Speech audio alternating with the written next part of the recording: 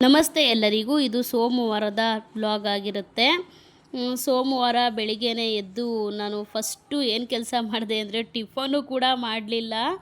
ಏನಕ್ಕಂದರೆ ಕರೆಕ್ಟಾಗಿ 12ನೇ ತಾರೀಕು ಡಿಪೋಯಿಂದ ಮೆಸೇಜ್ ಬಂದುಬಿಡುತ್ತೆ, ರೇಷನ್ ಎಲ್ಲ ಬಂದಿದೆ, ಬಂದು ತೊಗೊಂಡೋಗಿ ಅಂತ.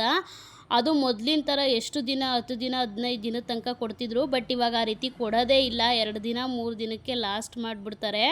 ಅದರಿಂದ ಮೆಸೇಜ್ ಹಾಕಿದ ತಕ್ಷಣ ಫಸ್ಟು ಹೋಗಬೇಕು. 8:15ಗೆ ಮೆಸೇಜ್ ಹಾಕಿದ್ದಾರೆ. ನಾನು 8:15ಗೆ ಹೋಗಿದ್ದೀನಿ. ಹಂಗೂ ಕಾಲು ಗಂಟೆ ಅಷ್ಟೊತ್ತಿಗೆ 50 ಜನ 50ರಿಂದ 55 ಜನ ಕ್ಯೂವಲ್ಲಿ ನಿಂತಿದ್ರು. ಇದೊಂದೇ ಪ್ರಾಬ್ಲಮ್ಮು. ತಿಂಗ್ಳಿಗೊಂದು ಸಲ ಏನೂ ಮಾಡೋಕ್ಕಾಗಲ್ಲ, ಅದಕ್ಕೆ ಅಂತ ಟೈಮ್ ಕೊಡಲೇಬೇಕಾಗುತ್ತೆ. ಆಮೇಲೆ ಸರಿ ಅಂತ ಹೇಳ್ಬಿಟ್ಟು ಹೋದೆ. ನನ್ನ ಮೈದಾನೆ ಗಾಡೀಲಿ ಕರ್ಕೊಂಡೋಗಿ ಬಿಟ್ಬಿಟ್ಟು ಅವ್ರು ಹೋಗೋದು 10 ಗಂಟೆ ಡ್ಯೂಟಿಗಲ್ವಾ. ಟಿಫನು ಯಾವ ಮಕ್ಳಿಗಿಲ್ಲ, ನನ್ನ ಮೈದಂಗಿಲ್ಲ, ಯಾರಿಗೂ ಟಿಫನೇ ಇಲ್ಲ. ಕರ್ಕೊಂಡೋಗಿ ಗಾಡೀಲಿ ಬಿಟ್ಟರು. ಆಮೇಲೆ 10 ಗಂಟೆ ಹಂಗೆ ಹೋಟ್ಲಲ್ಲಿ ಮಕ್ಳಿಗೆಲ್ಲ ಟಿಫನ್ ತಿನ್ನಿಸ್ಬಿಟ್ಟು ಕರ್ಕೊಂಬಂದು ಮಕ್ಳನ್ನೂ ಬಿಟ್ಟರು ಅಲ್ಲೇ. ನಾನು ಮನೆಗೆ ಬಂದಾಗ ಆಗಲೇ 12 ಗಂಟೆ ಆಗಿತ್ತು. ಮನೆಗೆ ಬಂದಿದ್ದ ತಕ್ಷಣ ನನಗೂ ಪಾಪ ಹೋಟ್ಲಿಂದ ಪಲಾವ್ ಏನೋ ತಂದು ಇಟ್ಟಿದ್ರು. ಗೊತ್ತಿತ್ತಲ್ಲ ಅಡುಗೆ ಮಾಡಿಲ್ಲ, ಟಿಫನ್ ಏನೂ ಮಾಡಿಲ್ಲ ಅಂತ ತೊಗೊಂಬಂದು ಇಟ್ಟಿದ್ರು ಪಾಪ. ನಾನು ಅದನ್ನೇ ತಿಂದ್ಕೊಂಡೆ. ತಿಂದಾದಮೇಲೆ ಹಿಂದಿನ ದಿನ ಭಾನುವಾರನೇ ನಾನು ಬಟ್ಟೆ ಎಲ್ಲ ಒಗೆದು ಮನೆಯೆಲ್ಲ ಕ್ಲೀನ್ ಮಾಡಿ ಅಮ್ಮನ ಮನೆಗೆ ಹೋಗಿದ್ದೆ.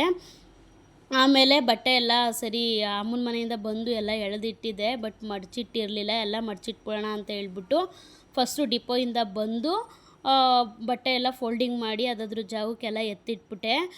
ಇಷ್ಟೇ ನಾನು ಬೆಳಿಗ್ಗೆಯಿಂದ ವೀಡಿಯೋ ಮಾಡ್ಕೊಂಡಿರೋದು. ಆಮೇಲೆ ಇವಾಗ ನಾನು ತೋರಿಸ್ತಿರೋ ವೀಡಿಯೋ ಬಂದು ಇದೆಲ್ಲ ಸಂಜೆ ಈವ್ನಿಂಗ್ ವೀಡಿಯೋ ಆಗಿರುತ್ತೆ. ಬೆಳಿಗ್ಗೆ ಮಾಮೂಲಿ ರೆಗ್ಯುಲರಾಗಿ ಪಾತ್ರೆ ತೊಳೆಯೋದು, ಮಾಮೂಲಿ ಕ್ಲೀನಿಂಗ್ ಕೆಲಸಗಳೆಲ್ಲ ಇದ್ದೇ ಇರುತ್ತಲ್ವ ಮಾಮೂಲಿ, ಅದನ್ನೇ ಮಾಡಿಕೊಂಡೆ ಎಲ್ಲನೂ. ಸೊ ಅದಕ್ಕೆ ಅದನ್ನೆಲ್ಲ ನಾನು ವೀಡಿಯೋಗಳೇನು ಮಾಡಿಕೊಂಡಿಲ್ಲ. ಆಮೇಲೆ ನನಗೆ ಇನ್ನೊಂದು ಏನಂದರೆ ಸಿಕ್ಕಾಬಟ್ಟೆ ನನಗೆ ಕೆಲಸ ಜಾಸ್ತಿ ಆಗಿಬಿಟ್ಟೈತೆ. ನನಗೆ ಫ್ರೀನೇ ಸಿಗ್ತಾಯಿಲ್ಲ. ತುಂಬ ಕೆಲಸಗಳು. ಈ ಕಡೆ ಮನೆದೆಲ್ಲ ನೋಡಬೇಕು, ಅಡುಗೆ ಮಾಡಬೇಕು, ಟಿಫನ್ ಮಾಡಬೇಕು, ಮಕ್ಕಳನ್ನ ನೋಡಬೇಕು, ಆ ಕಡೆ ಹೊರ್ಗಡೆ ಕೆಲಸ, ಫಂಕ್ಷನ್ಗಳು, ಅದು ಇದು ಅಂತ ತುಂಬ ಕೆಲಸಗಳಿರುತ್ತೆ.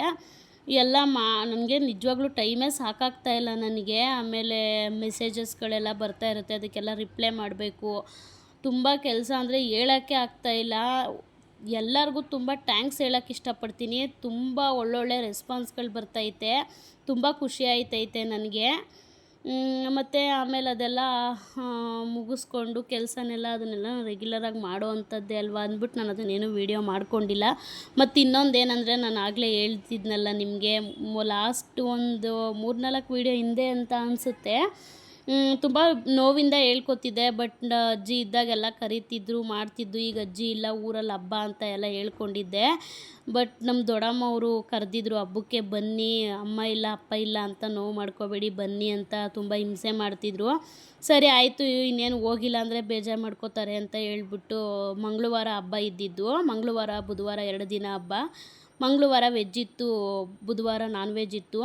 2 ದಿನ ಇದ್ದೋಗುರಂತೆ ಅಂತ ತುಂಬ ಹಿಂಸೆ ಮಾಡ್ತಿದ್ರಲ್ಲ ಅಂತ ಹೇಳ್ಬಿಟ್ಟು ನಾನೇನು ಮಾಡಿದೆ, ಹೋಗೋಣ ಅಮ್ಮ ಅಂತ ಹೇಳಿದೆ. ಅಮ್ಮ ನಾನು ಮಕ್ಕಳು ಹೊರಟ್ವಿ. ಹಿಂಗೆ ಗೊತ್ತಲ್ಲ, ನಮ್ಮ ಯಜಮಾನ್ರ ಹತ್ರ ಏನಕ್ಕೂ ಬರಲ್ಲ ನಮ್ಮ ಯಜಮಾನ್ರು. ಸರಿ, ಅವರು ಯಾವಾಗಲೂ ಡ್ಯೂಟಿ ಅಂತಲೇ ಇರ್ತಾರೆ. ನಾವೇ ಎಲ್ಲ ಹೊರಟ್ವಿ. ಇದು ಸೋಮವಾರ ಎಲ್ಲ ಪ್ಯಾಕಿಂಗ್ ಮಾಡ್ಕೊತಿದ್ದೆ. ಮತ್ತು ಮೈಸೂರಿಗೆ ನಮ್ಮ ಆಂಟಿ ಒಬ್ಬರಿದ್ದಾರೆ, ಅವ್ರ ಅಪ್ಪಂಗೆ ತುಂಬ ಹುಷಾರಿರಲಿಲ್ಲ. ಅವ್ರನ್ನೂ ಹಂಗೆ ಆನ್ ದ ವೇ ಹೋಗಿ ನೋಡ್ಕೊಂಬರೋಣ ಅಂತ ಐಡಿಯಾದಲ್ಲಿತ್ತು. ಸರಿ, ಅದಕ್ಕೆ ಏನು ಮಾಡಿದೆ, ಒಟ್ಟಿಗೆ ಅಲ್ಲೂ ಹೋಗ್ಬಿಡೋಣ, ಅಲ್ಲೂ ಹೋಗಿ ನೋಡ್ಕೊಂಬಂದ್ಬಿಡೋಣ ಅಂತ ಹೇಳ್ಬಿಟ್ಟು ಫಸ್ಟ್ ಹಬ್ಬಕ್ಕೆ ಹೋಗಿ ಊರಿಗೆ ಹೋಗಿ ಹಬ್ಬ ಎಲ್ಲ ಮುಗಿಸ್ಕೊಂಬಂದ್ಬಿಡೋಣ, ಡೈರೆಕ್ಟ್ ಹಂಗೆ ಮೈಸೂರಿಗೆ ಹೋಗಿ ಬರೋಣ ತಾತನ್ನು ನೋಡಿಕೊಂಡು ಅಂತ ಅಮ್ಮನಿಗೆ ಹೇಳಿದ್ದೆ. ಸರಿ ಆಯ್ತು, ಹಂಗೆ ಮಾಡೋಣ ಅಂತ ಹೇಳಿದರು.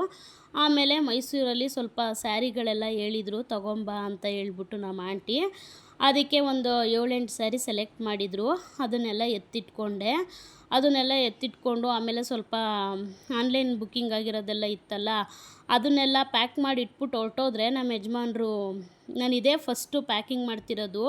ವೀಡಿಯೋಸ್ ಆಗಲೇ ಸ್ಟಾರ್ಟ್ ಮಾಡೋ 1 ವಾರದ ಮೇಲೆ ಆಗಿದೆ, ಬಟ್ ಪ್ಯಾಕಿಂಗ್ ಮಾಡ್ತಿರೋದು ಇದೇ ಫಸ್ಟು. ನನಗೆ ಅಷ್ಟು ಸ್ಟಾರ್ಟಿಂಗಲ್ಲಿ ರೆಸ್ಪಾನ್ಸ್ ಬರಲಿಲ್ಲ. ಆಮೇಲೆ ನಿಜವಾಗ್ಲೂ ತುಂಬ ಒಳ್ಳೆ ರೆಸ್ಪಾನ್ಸ್ ಬರ್ತಿದೆ. ಅದಕ್ಕೆ ಎಲ್ಲ ಪ್ಯಾಕಿಂಗ್ ಮಾಡಿ ಇಟ್ಟೋಟೋದ್ರೆ ಇನ್ನು 3-4 ದಿನ ಆಗುತ್ತೆ ನಾನು ಊರಿಂದ ಬರೋದಕ್ಕೆ. ಇಲ್ಲ ಮಾಡಿ ಇಟ್ಟೋದ್ರೆ ನಮ್ಮ ಯಜಮಾನ್ರಾದ್ರೂ ಕೊರಿಯರ್ ಆದರೂ ಮಾಡ್ತಾರೆ ಅಂತ ಹೇಳ್ಬಿಟ್ಟು ಎಲ್ಲ ರೆಡಿ ಮಾಡಿ ಪ್ಯಾಕಿಂಗ್ ಎಲ್ಲ ಎತ್ತಿ ಇಡ್ತಾಯಿದ್ದೆ. ನಿಜವಾಗ್ಲೂ ತುಂಬ ಥ್ಯಾಂಕ್ಸ್ ಹೇಳಬೇಕು ಎಲ್ಲರಿಗೂ. ತುಂಬ ಒಳ್ಳೊಳ್ಳೆ ರೆಸ್ಪಾನ್ಸ್ ಬರ್ತಿದೆ. ಇದೇ ರೀತಿ ನಿಮ್ಮೆಲ್ಲರ ಆಶೀರ್ವಾದ ಪ್ರೀತಿ ಇರಲಿ ಅಂತ ನಾನು ಎಲ್ಲರ ಹತ್ರನೂ ಕೇಳ್ಕೊತೀನಿ. ಇನ್ನೂ ಒಳ್ಳೊಳ್ಳೆ ಸೀರೆಗಳು, ಒಳ್ಳೊಳ್ಳೆ ಕ್ವಾಲಿಟಿ ಬಟ್ಟೆಗಳನ್ನೆಲ್ಲ, ಬ್ರ್ಯಾಂಡೆಡ್ ಬಟ್ಟೆಗಳನ್ನೆಲ್ಲ ತೋರಿಸೋದಕ್ಕೆ ಟ್ರೈ ಮಾಡ್ತೀನಿ.